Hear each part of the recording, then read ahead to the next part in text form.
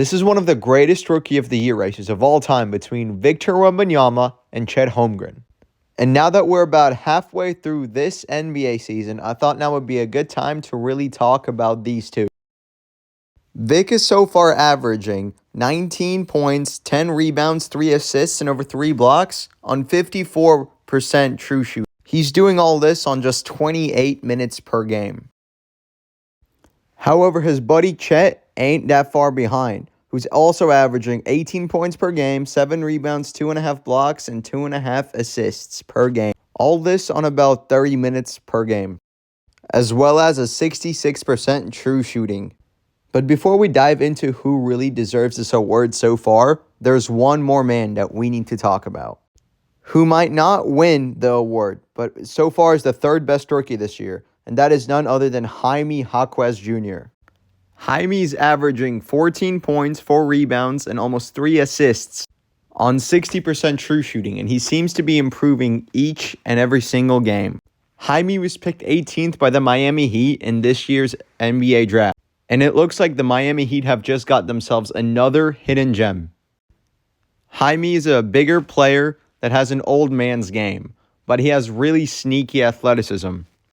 He's a really aggressive forward that's not scared of contact and has all the tools to do whatever he desires with the basketball.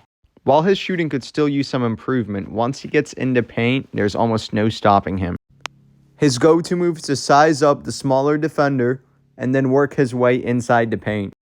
While it's hard to say what Jaime's ceiling is, we definitely know he could at least be a future all-star. And he's exactly the type of player that the Miami Heat have been looking for. So while Jaime might not win the Rookie of the Year race, he's definitely going to help Miami win some playoff games in this upcoming postseason. Alright, well, both Chet and Wemby are unicorns, but I'd consider Wemby more of an alien.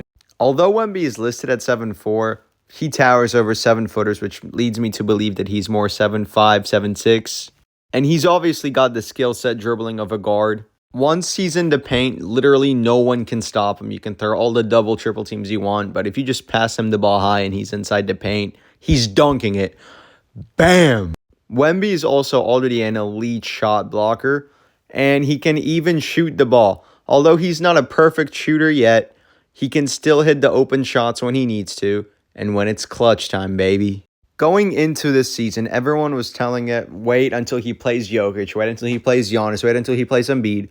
And while he's already played those players, he's played really well against them. He dropped nearly a 30 bomb against Giannis and pretty much dominated the whole game, even though his team lost.